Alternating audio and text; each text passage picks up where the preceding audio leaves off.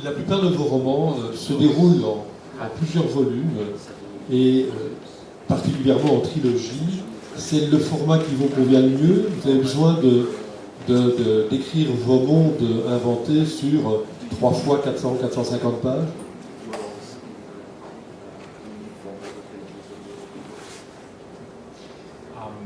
There was actually a time when I said I would never write a trilogy. During the 90s, or late 90s, when everybody began to write trilogies, and I said no, I never will do it. And then my publisher asked me if I would be interested in writing a fantasy trilogy, and I always wanted to write fantasy, so I said yes, I will. And they just thought the trilogy format would be, I don't know, good for sales or whatever. But I thought about it and just structured the story from the beginning in 3 parts, and I just realized that the part structure or 3-act structure is actually a good way to tell a story, because you have one book of build-up, one book of just heighten the tension, and just and then one book to get it all together and find a good solution for the story. So I really learned to appreciate telling stories in 3 parts. Even the standalone books I have written since then are often divided into 3 acts. Alors, il fut un temps où je disais que jamais de ma vie je n'écrirais une trilogie. C'était dans les années 90 où tout le monde commençait à écrire des trilogies, donc moi j'ai décidé non, jamais je ne ferais ça. Puis un jour mon éditeur m'a proposé d'écrire une trilogie de fantasy. Moi j'avais toujours envie d'écrire de la fantasy, donc j'ai dit oui. Et je ne sais pas pourquoi on m'a proposé de faire une trilogie, d'ailleurs je ne sais pas si l'éditeur pensait que ça serait bon pour les ventes ou toute autre raison, mais bon. En tout cas j'ai pensé cette histoire depuis le début, je l'ai pensée en 3 parties. En 3 actes, et je me suis rendu compte là qu'en fait c'est une excellente façon de raconter une histoire. Il y a une première partie qui consiste à installer le monde et l'histoire et à faire monter la tension, une deuxième qui consiste à véritablement l'augmenter, l'intensifier, et puis une troisième où tous les éléments convergent et où on cherche une bonne solution pour cette histoire. Et je me suis mis à apprécier, j'ai appris à apprécier la façon de raconter une histoire en 3 parties. Et d'ailleurs maintenant même mes livres indépendants sont structurés en plus ou moins en 3 actes. Je crois que vous avez vendu aux États-Unis un livre pour en faire un film, et j'ai l'impression que c'est dans la trilogie des Storm Kings. C'est bien cela? It's not been published in the United States. I just sold the movie rights to somebody in Los Angeles. I have no idea if the books will ever come out in English, and I have also no idea if there ever will be a movie, because I just sold an option, which means the person who buys the option has the right to develop a movie project for, I think in that case it's 1 year. So I cannot sell the rights to anybody else for that period of time. But if there ever will be a movie, I don't know, because it would be extremely expensive to make it. Ce livre-là n'a pas été publié aux États-Unis. J'ai principalement vendu les droits cinématographiques à une entreprise à Los Angeles. Je ne sais absolument pas si ces livres un jour sortiront en anglais, et si même un film sera fait à partir d'eux, puisque j'ai juste vendu ce qu'on appelle une option. C'est-à-dire que la personne qui a acheté cette option a le droit de développer un projet de film autour de ces livres pendant 1 an, et pendant cette année, je n'ai pas le droit de vendre les droits à qui que ce soit d'autre sur cette période. Mais est-ce qu'un film en sera un jour fait? Honnêtement, j'en sais rien, surtout que ce serait vraiment très cher à faire. Oui, parce que c'est une trilogie qui se passe en Arabie au IXe siècle, au Moyen-Orient, mais un Moyen-Orient post-apocalyptique et avec des tas de gadgets, parce que dans une interview en anglais, Kyle Meyer avait dit que cette série était un peu Mad Max sur un tapis volant. Yeah, actually it is, especially the first book. The first book is a journey on flying carpets or magic carpets from Samarkand to Baghdad, which is around 2,000 kilometers. Yeah, I really try to do something like a post-apocalyptic movie with an Arabian background or a background of Thousand and One Nights. But it was also influenced by writers like Michael Moorcock and especially Leigh Brackett, who is unfortunately nearly forgotten today, but she was a great American sci-fi writer during the 40s and 50s. Oui, effectivement, surtout le premier, ça correspond bien à la description, surtout le premier livre où on a un voyage en tapis volant de Samarcande à Bagdad, ce qui représente environ 2000 km. Et j'avais vraiment envie d'avoir cette espèce d'atmosphère un peu de film post-apocalyptique, mais avec un fond et des cultures orientales et arabes, un peu cette espèce d'atmosphère à la mille et une nuits. Mais c'est également un peu influencé par des auteurs comme Michael Moorcock et Leigh Brackett, qui est un auteur qui est malheureusement presque oublié aujourd'hui, alors que c'était vraiment des plus grands auteurs de littérature de l'imaginaire dans les années 40 et 50. Donc un appel aux éditeurs pour que ces rois des tempêtes puissent aussi être traduits en français. Yeah, I hope so. They are over there, so we can just tell them. Oui, j'espère d'ailleurs, ils sont là-bas, on peut peut-être justement attirer leur attention. And if not, you know their faces by now. And if not, you know their faces. Et si jamais ils sont pas d'accord, bah maintenant tout leur visage est connu de tout le monde. Voilà, donc en Arabie, au IXe siècle, il y a des bouquins au Moyen-Âge, des bouquins au XIXe, et puis la trilogie dont le premier tome a reçu hier le prix Imaginal se passe en Chine au XVIIIe siècle. Vous avez envie de placer vos intrigues dans un peu tous les mondes connus et adaptés.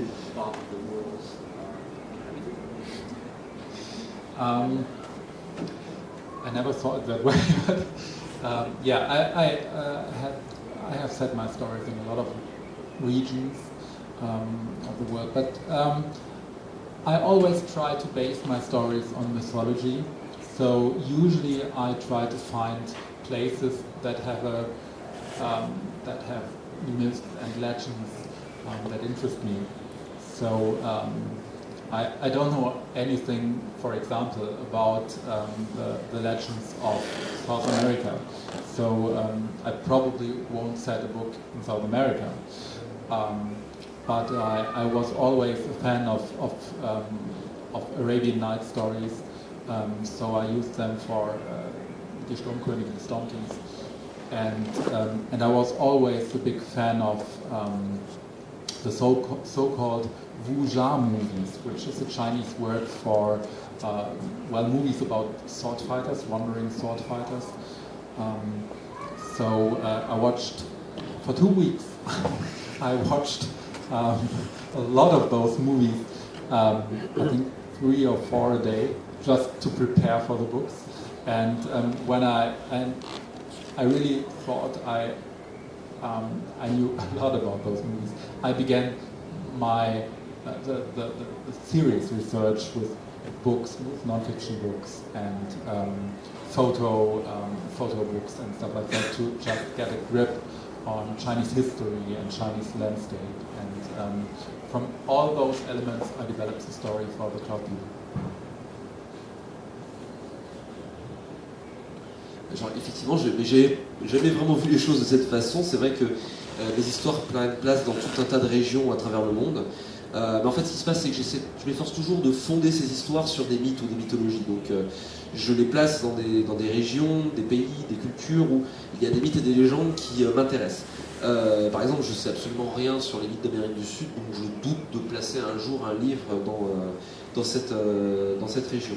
Mais par exemple, j'étais un énorme fan des Mille et Une Nuits, donc c'est là que j'ai fait les Storm Kings, c'est que j'avais envie de raconter l'histoire dans ce décor. Je suis également un énorme fan des films de Wuxia, c'est-à-dire les films chinois de sabre, à propos de ces combattants à l'épée errants. En fait, pour me préparer pour l'écriture de la trilogie du Peuple des Nuées, pendant 2 semaines, j'ai regardé énormément de livres, de films de ce genre-là. J'ai fait que ça, j'en regardais 3-4 par jour, juste pour me préparer pour les livres.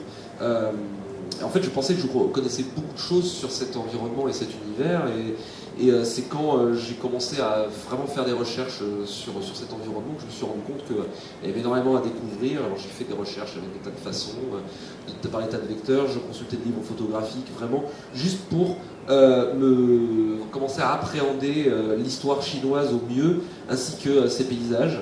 Et en fait, c'est la rencontre de tous ces éléments qui m'a permis d'alimenter les recherches pour écrire Les Peuples des Nuées. Qui dit Chine 18e siècle, dit dragon, qui est un peu le cliché de l'histoire de fantasy. Elles le sont, c'est vraiment bien moins un cliché ici dans ce livre-là. On va laisser Nicolas présenter ces dragons.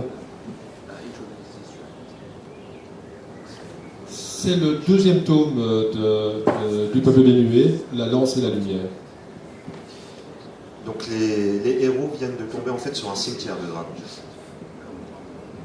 Les dragons vivants offrent une ressemblance avec les serpents géants, mais vus depuis les airs, leurs squelettes apparurent plutôt à Nugoa comme de bizarres hybrides de reptiles et de mammifères.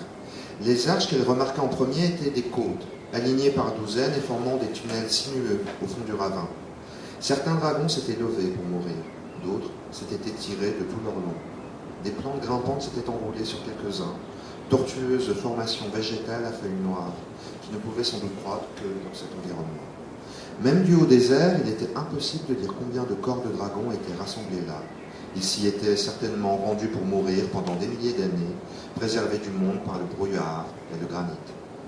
Il devait y en avoir des centaines, certains si abîmés que leur forme était à peine distincte. Des os s'étaient imbriqués les uns dans les autres, avaient volé en éclats ou s'étaient bizarrement fondus ensemble. Là où des carcasses isolées se distinguaient des autres, certaines se trouvaient si étroitement accolées qu'elles formaient de véritables labyrinthes, des portiques d'ossements hauts de 10 à 20 mètres et des rideaux de peau écailleuse pourrie. Depuis longtemps, la grue se contentait de tournoyer sur place, mais Nugoa ne s'en aperçut qu'au bout d'un moment. Elle avait retenu son souffle, figée de stupeur, tremblant d'un respect craintif. Elle prit soudain conscience qu'elle voyait ici quelque chose qui n'était pas destiné à des yeux humains. Certes, elle ne s'était jamais sentie, mais bien plutôt comme appartenant au peuple des dragons, même si les semaines passées auprès de Nicolo, Pleuring et Bisvan lui avaient appris autre chose. Mais en découvrant le cimetière des dragons à ses pieds, elle sentait pour la première fois qu'elle ne serait jamais devenue un vrai dragon, eût-elle encore passé de longues décennies dans le clan de Yaozi.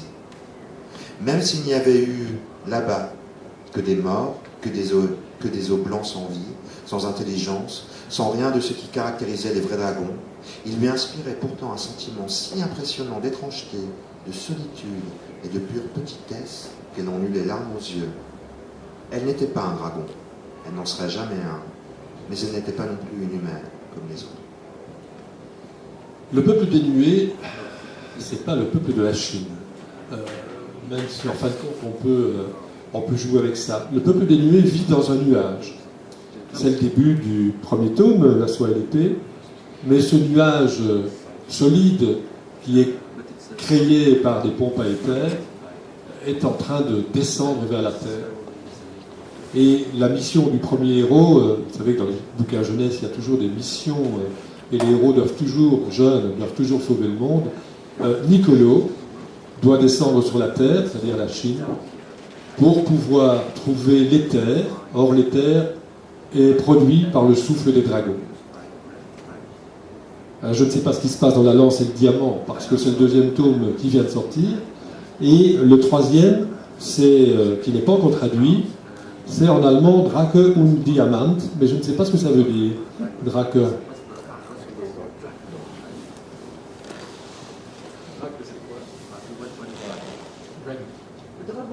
C'est le dragon. Ben voilà, merci.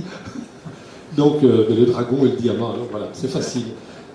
Donc, ces 3 livres sont traduits par Nelly Lemaire en français, et dans une écriture très très poétique, un style très très particulier, qui était, je crois, bien rendu en français. Et vous avez voulu garder, malgré les péripéties, les combats, les envoûtements, la sorcellerie, etc., garder un style terriblement poétique qui fait rêver.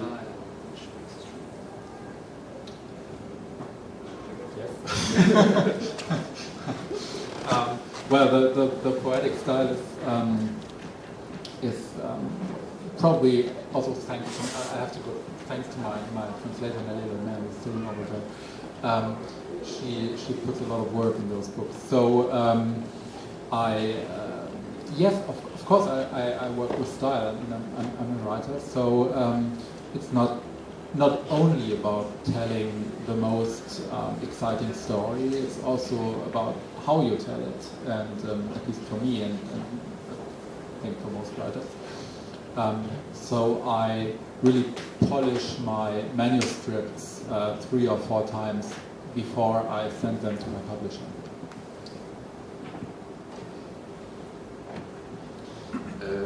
Oui, effectivement, ce style poétique, je dois probablement remercier en français ma traductrice qui est assise là, Nelly Lemay, qui a mis beaucoup de travail dans ses livres. Et oui, effectivement, c'est vrai, je travaille avec le style, c'est le travail de l'écrivain. Et il ne s'agit pas simplement de trouver l'histoire la plus excitante, la plus enthousiasmante qui soit, mais il s'agit aussi de savoir comment la raconter. Et je repasse et polis mon manuscrit environ 3-4 fois avant de l'envoyer à l'éditeur. Les personnages sont fameusement bien typés aussi. Nicolò, qui est le jeune du peuple des nuées. Et le peuple des nuées vit encore à l'âge de la Renaissance, puisqu'ils se sont envolés pendant le XVe siècle pour fuir l'Italie. Et donc ils ont continué à ne pas évoluer pendant les 3 siècles qui les séparent de la Chine du XVIIIe. Et ils rencontrent en Chine Nugua, qui est aussi une jeune fille, et qui, elle, a été élevée par les dragons, mais les dragons ont tous disparu un moment, et elle les cherche. Et alors il y a des personnages secondaires très amusants comme Pleuring, qui est un monsieur coincé par un sort dans un costume de dragon. La princesse Alessia, qui vient aussi du peuple des nuées et qui est vraiment un sale caractère, mais qui sans doute s'avérera plus courageuse plus tard. Et il y a encore des jeunes comme Bisvan, et puis des héros mythologiques chinois, les mages, Li et Fille de Lune. Li le bon, Fille de Lune la méchante, en tout cas c'est le cas dans le premier tome, et qui chevauchent des grues pour aller d'un endroit à l'autre. C'est des personnages qui sont remarquablement posés. C'est quelque chose qui vous importe, posez bien vos personnages.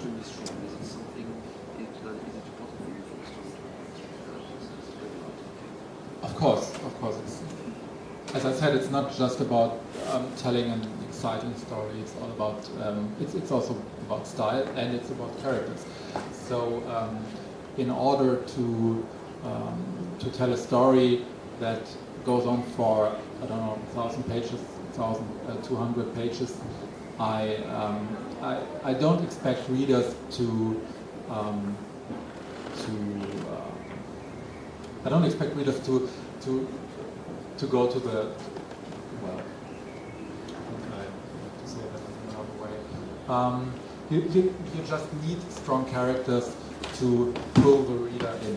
It isn't enough to just have an exciting setup or have thousands of dragons or huge battles or great imagery. You also, and probably first of all, need characters. And I always try to use characters in a way that that makes them change from book to book. So Nugua changes a lot during the books. Moonchild changes a lot, and Nicolò too. Oui, bien sûr. Comme je disais, il ne s'agit pas seulement de raconter une histoire enthousiasmante et excitante, c'est aussi une question de style, mais c'est aussi une question de personnage. Et je pense que c'est absolument nécessaire quand vous racontez une histoire longue qui peut se dérouler sur un petit millier de pages, il vous faut des personnages forts et bien campés pour entraîner le lecteur dans l'histoire. Et ça suffit pas d'avoir, par exemple, des grandes batailles épiques, des milliers et des milliers de dragons, un démarrage très excitant, une imagerie très forte. Ce qu'il faut, et peut-être qu'il faut avant toute chose, c'est des personnages forts. Et j'essaie de m'en servir d'une manière qui les amène à changer d'un livre à l'autre. Par exemple, Noboa change beaucoup au fil des livres, mais aussi Fille de Loup, c'est son cas. Même Nicolo d'ailleurs change.